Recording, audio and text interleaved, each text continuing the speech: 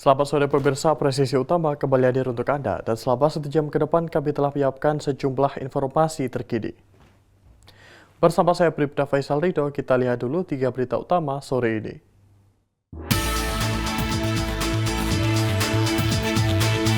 Kapolri hadiri program mentoring berbasis resiko, tindak pidana pencucian uang dan pendanaan terorisme.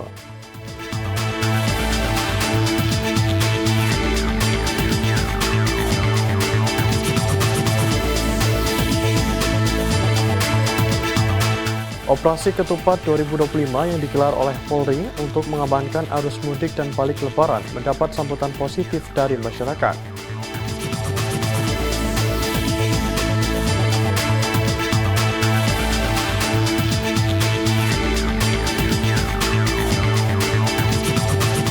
Ditreskrimsus Polda Kepulauan Riau menggelar konferensi pers terkait pengungkapan kasus tindak pidana penyalahgunaan bahan bakar minyak bersubsidi.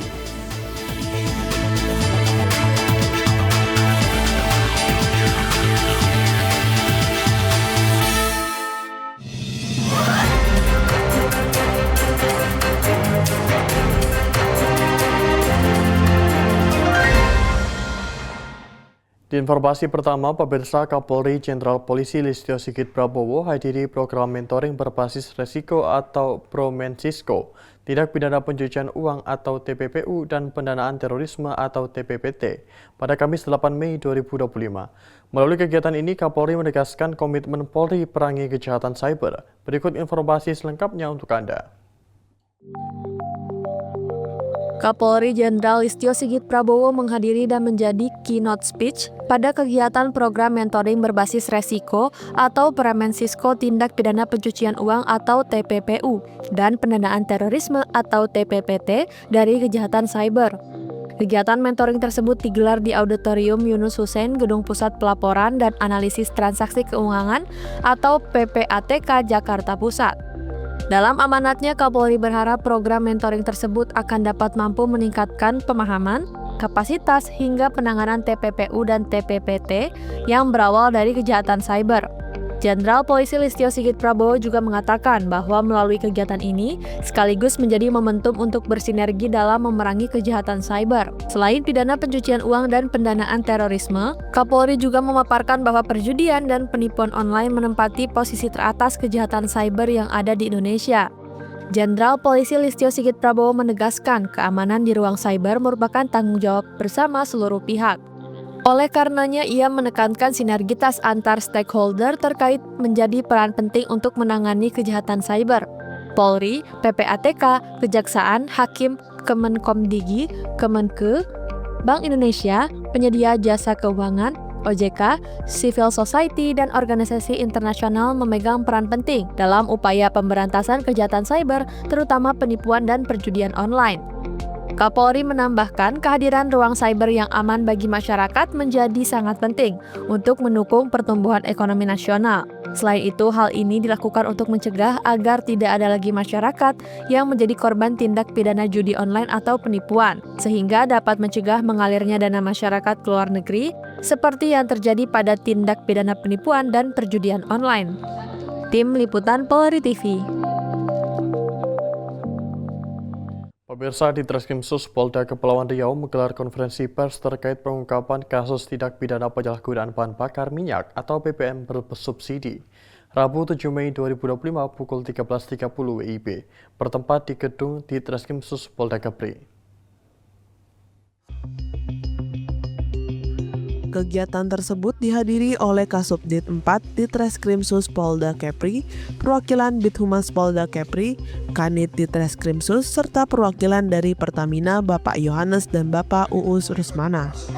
Kasus ini berawal dari informasi yang viral di media sosial pada Minggu 27 April 2025 pukul 3.30 waktu Indonesia bagian Barat yang memperlihatkan SPBU di Kabil, Kota Batam melakukan penjualan BBM jenis Pertalite menggunakan jerigen yang merupakan pelanggaran terhadap ketentuan distribusi BBM bersubsidi. Tim Subdit 4 Krimsus Polda Kepri segera melakukan penyelidikan ke SPBU 142941716 milik PT Laras Era Perdana. Berdasarkan klarifikasi dan pengumpulan informasi di lapangan, Diketahui bahwa operator SPBU berinisial Dedi Syah Putra alias Dedi telah melakukan penjualan Pertalite menggunakan barcode milik pelanggan lain kepada konsumen yang tidak berhak, yakni yang menggunakan jerigen. Modus baru, teman-teman, yang selama ini mungkin kita pembuktian menggunakan kartu fuel card. Sekarang modusnya langsung menggunakan mesin edisi.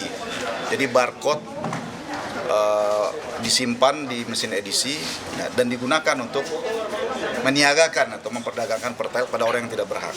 Nah, jadi modus baru ini yang kita temukan dan jadi dasar kita untuk menjerat tersangka. Pengakuan tersangka selama 5 bulan bekerja di SPBU sebanyak kurang lebih disalahgunakan 200.000 liter Pertalite. Kalau kita nilai sekitar 2 miliar yang disalahgunakan. Dengan menggunakan berapa barcode itu, Pak? Macam-macam random, jadi setiap hari ganti-ganti tuh barcode. Jadi simpan pakai lagi, hapus, simpan pakai lagi. Di mesin edisi kita temukan sebanyak 38 barcode. Ancaman tersangka ya 6 tahun ya, tahun, denda 6 miliar. Komisi per dirigen itu 5.000 sampai 10.000. Operator tersebut mengaku telah menjalankan praktik ini sejak Desember 2024 dengan imbalan 5.000 per jerigen. Dalam satu transaksi pada tanggal 27 April, tersangka menjual sekitar 150 liter Pertalite yang dimasukkan ke dalam 4 jerigen. Ia juga menggunakan dokumentasi milik pemilik kendaraan sah untuk memanipulasi sistem pembayaran. Dalam kasus ini, polisi mengamankan sejumlah barang bukti, antara lain 2 unit mesin edisi, 1 buah flash disk berisi rekaman CCTV, print data penjualan BBM, 4 jerigen, 1 unit becak motor, 1 sel seragam, dan topi operator SPBU, serta uang tunai Rp100.000. Tersangka dijerat dengan pasal 40 angka 9 Undang-Undang Nomor 22 Tahun 2001 tentang minyak dan gas bumi sebagaimana dimaksud dalam pasal 55 dan atau pasal 55 ayat 1 KUHP. Ancaman hukumannya berupa pidana penjara maksimal 6 tahun dan denda hingga 60 miliar. Penyidik memperkirakan kerugian negara akibat praktik ilegal ini mencapai Rp1.995 juta selama 5 bulan terakhir dari Desember 2024 hingga April 2025. Dari Humas Polda Kepri melaporkan untuk Polri TV. Pemirsa, Satuan Reserse Narkoba atau Satres Narkoba Polres Gayo Luwes menggelar konferensi pers untuk menyampaikan keberhasilan pengungkapan 12 kasus tindak pidana narkotika dalam periode Januari hingga Mei 2025. Konferensi pers ini dipimpin langsung oleh Kapolres Gayo Luwes AKBP Hirowo melalui Kasatres Narkoba Ibtu Bambang Hari Hermansyah, Putra Pelis pada Rabu 7 Mei 2025, mengungkap bahwa Satres Narkoba Polres Gayo Luwes berhasil mengungkap 3 jaringan narkotika, jenis ganja lintas provinsi dan jaringan ekstasi berlabel granat di Gayo Luwes. Berikut informasi selengkapnya.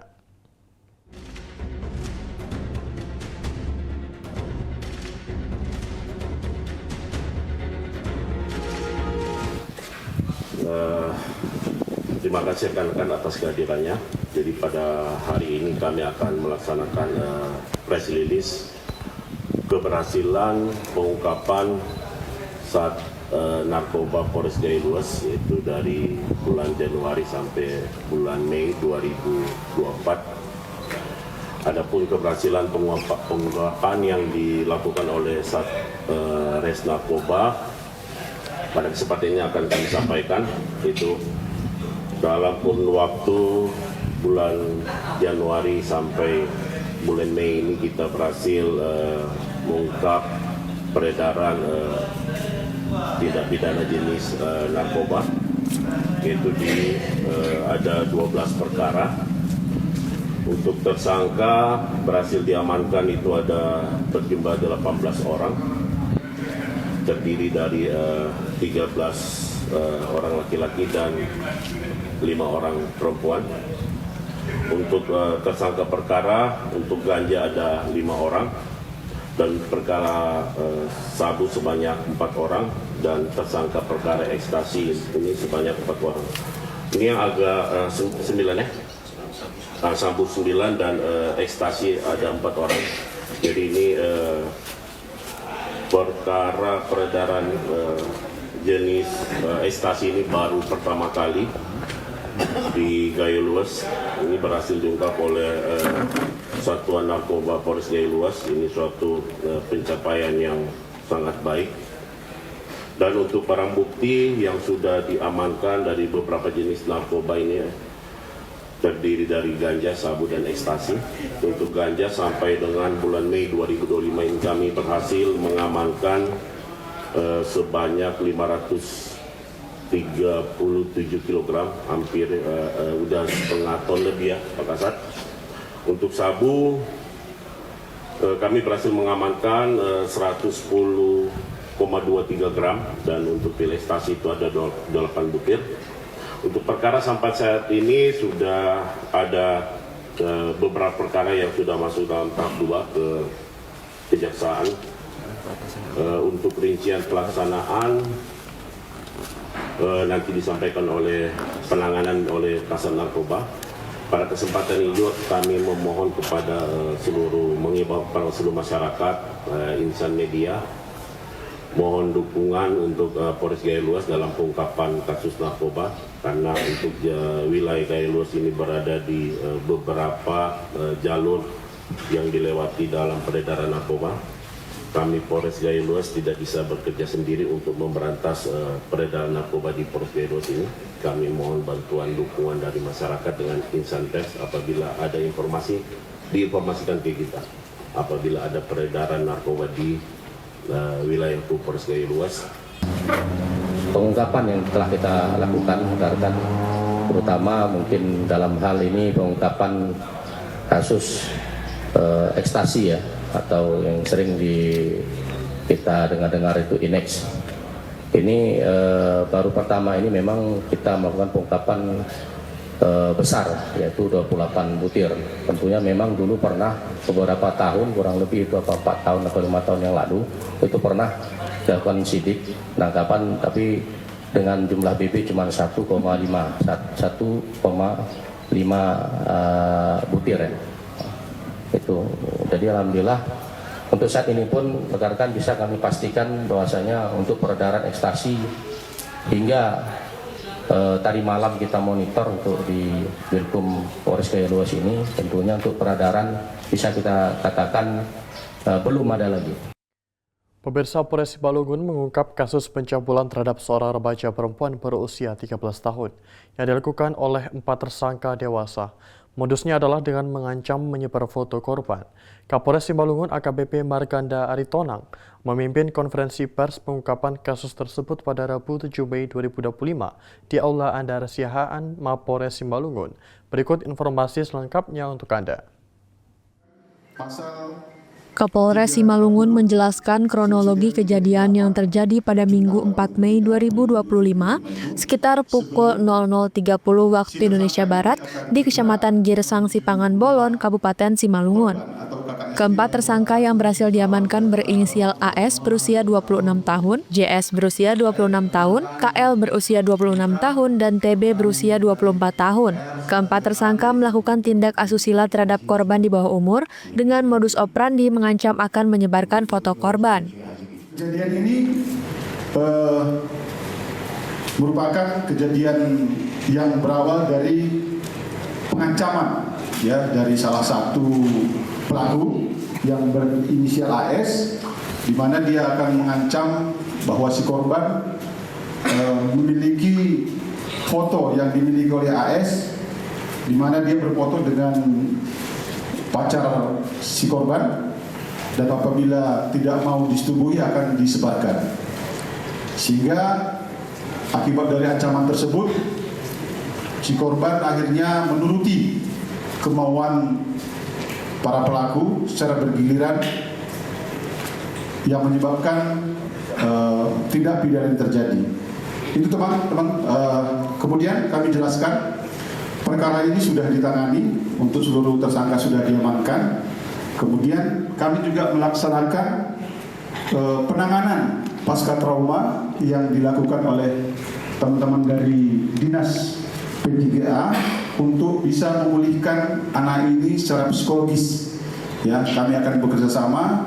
Selain penegakan hukum yang akan kami lakukan secara tegas, kami juga akan berusaha bekerja sama dengan Dinas P3A untuk mengembalikan kondisi anak ini secara psikologis agar bisa kembali seperti semula.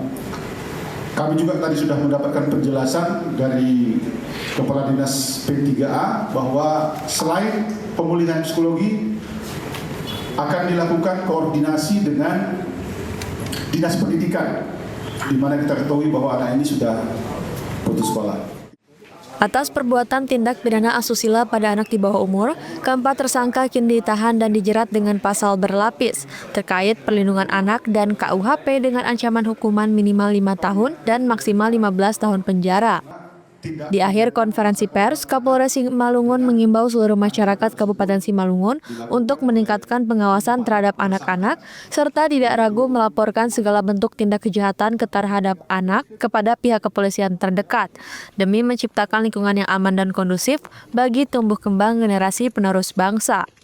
Dari Humas Polres Simalungun, Polda Sumatera Utara melaporkan untuk Polri TV. Pemirsa, kami akan segera kembali usai jeda berikut ini.